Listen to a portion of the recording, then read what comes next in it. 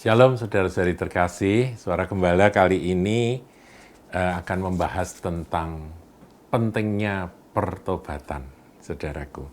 Kita akan lihat Injil Lukas 24 ayatnya yang ke-45 sampai 47.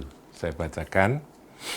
Lalu ia, Tuhan Yesus, membuka pikiran mereka sehingga mereka mengerti kitab suci. Jadi untuk bisa mengerti kitab suci ini butuh anugerah. Tuhan buka pikiran. Nah, kiranya kali ini kita juga minta Tuhan membuka pikiran kita supaya bisa memahami, mengerti akan makna dari kitab suci. Ayat 46, katanya kepada mereka, ada tertulis demikian, Mesias harus menderita dan bangkit dari antara orang mati pada hari yang ketiga.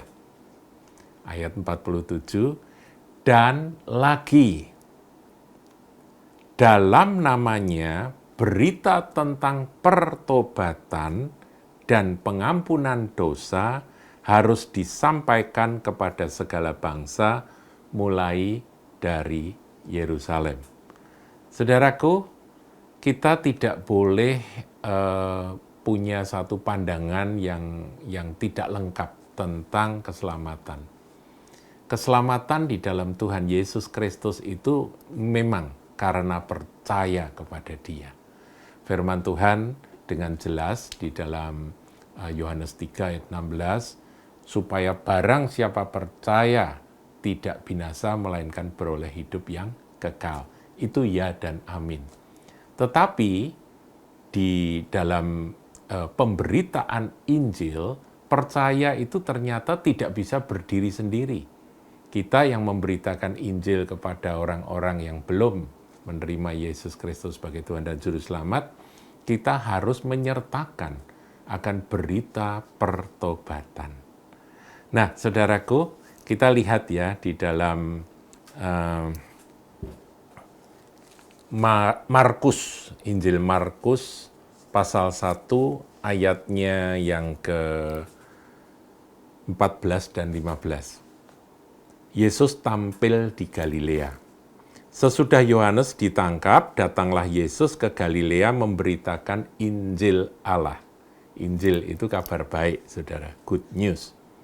Katanya, waktunya telah genap, kerajaan Allah sudah dekat, bertobatlah dan percayalah kepada Injil, kepada kabar baik yang diberitakan itu.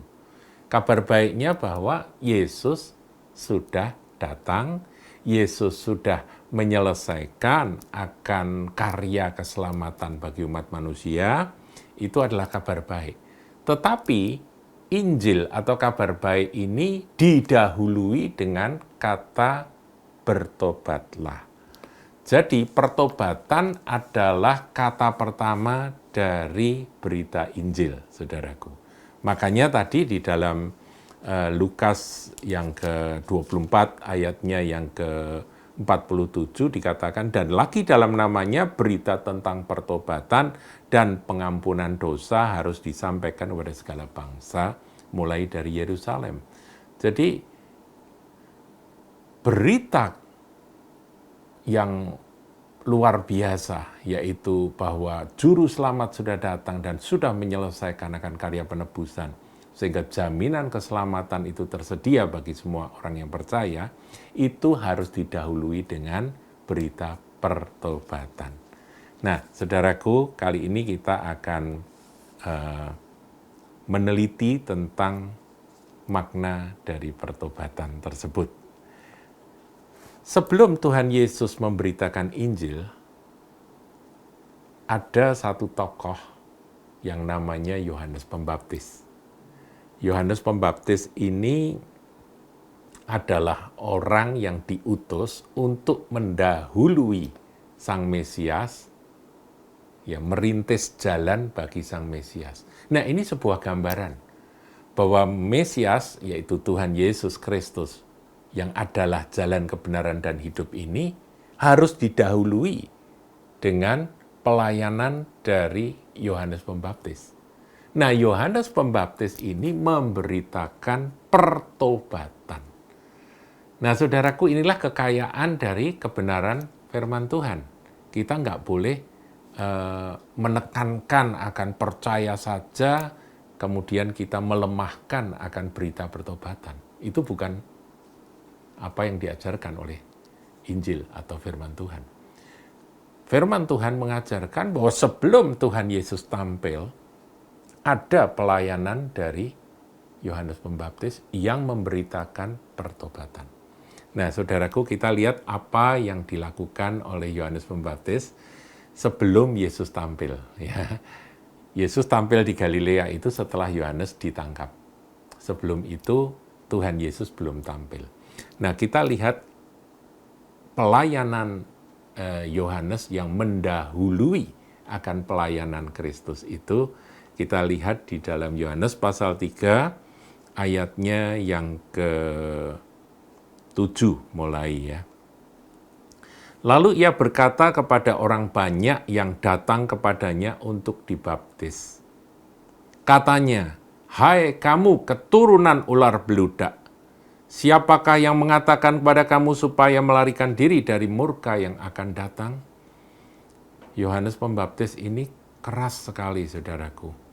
Berita yang disampaikan, yang diserukan oleh Yohanes Pembaptis ini sangat keras.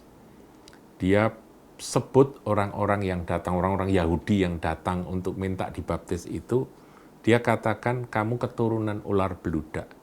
Siapa yang mengatakan kepada kamu supaya melarikan diri dari murka yang akan datang?"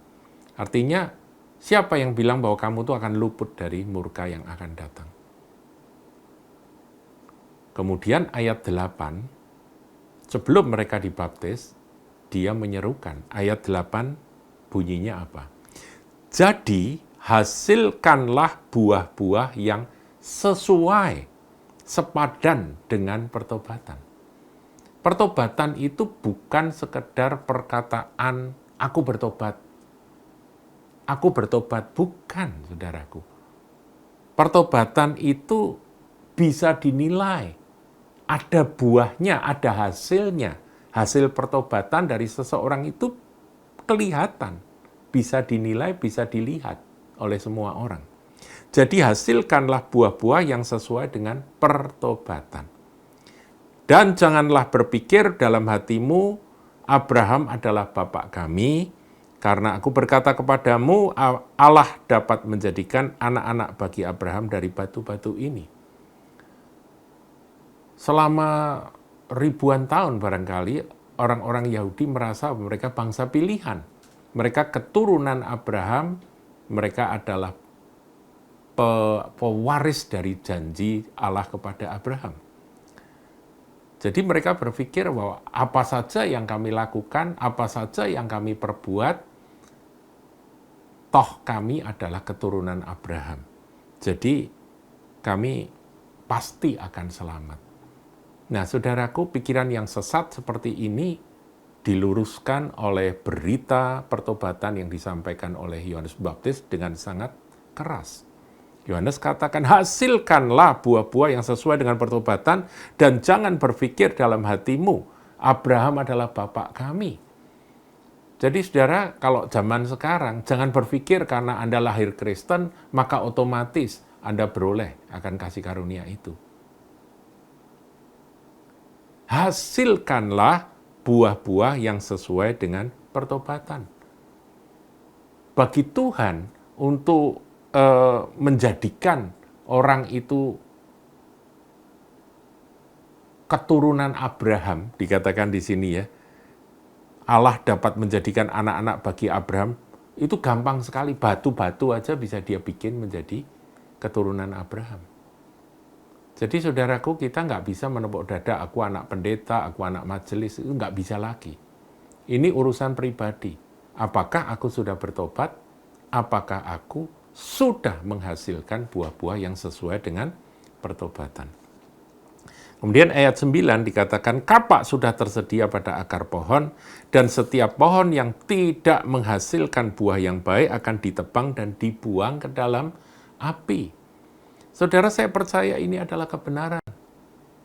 Karena Yohanes Pembaptis diurapi oleh Roh Kudus untuk memberitakan akan berita pertobatan. Kalau seseorang terlalu menekankan pada berita percaya saja, sehingga akhirnya melupakan akan pertobatan, dia akan jatuh dalam kesesatan. Sebab ini seperti dua kaki. Ya, tadi saya katakan bahwa bertobatlah itu adalah kata pertama dari Injil. Baru kemudian percayalah. Jadi bertobat dan percayalah. Percaya itu menentukan keselamatan kita. Iman percaya kita. Tetapi bertobat, saudaraku, itu jalan masuk kepada percaya ini. Jadi orang percaya saja tanpa bertobat itu mustahil. Ini dua kaki. Untuk bisa berjalan menuju kepada Tuhan, kita butuh dua kaki ini, yaitu bertobat dan percaya. Nah, memang dua-duanya merupakan proses yang saya berharap progresif dan terus meningkat. Meningkat di dalam percaya iman kita, meningkat di dalam pertobatan demi pertobatan. Nah, saudara, dikatakan bahwa kapak sudah tersedia pada akar pohon. Jadi orang bilang, aku ini keturunan Abraham, aku ini seperti pohon. Sudah bagaimanapun juga aku ini keturunan Abraham. Itu fakta, aku lahir keturunan Abraham. Ini silsilahnya ada. Itu seperti pohon. Tapi kalau tidak ada buahnya, akan dipotong. Motongnya sampai mana? Sampai ke akar, saudara. Jadi keras sekali Yohanes Pembaptis menyampaikan kebenaran dari sisi yang satu ini. Sehingga pewahyuan ini diharapkan dapat mengubah paradigma dari orang-orang yang menganggap bahwa dirinya adalah orang istimewa karena dia adalah keturunan Abraham, begitu ya. Kalau sekarang ya karena aku sudah lahir sebagai orang percaya, anak Tuhan gitu ya, anak Tuhan, orang Kristen, maka ya santai-santai saja. Nah, disinilah berita ini diserukan. Nah, kemudian ayat 10, orang banyak bertanya kepadanya, jika demikian, apakah yang harus kami perbuat? Saudaraku, apakah yang harus kami perbuat? Ini penting. Penekanan pada percaya saja, tapi tidak pada apa yang diperbuat, ini kalau kita melihat dalam kitab atau surat Yakobus, itu sama saja dengan mati dengan sendirinya kan. Iman tanpa perbuatan itu akan mati dengan sendirinya. Jadi dibiarkan aja nanti mati sendiri iman itu.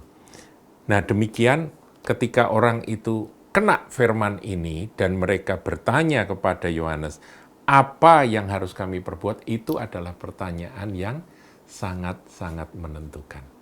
Dan saya berharap saudara dan saya, kita semua datang kepada Tuhan dan bertanya, apa yang harus aku perbuat? Ya Tuhan.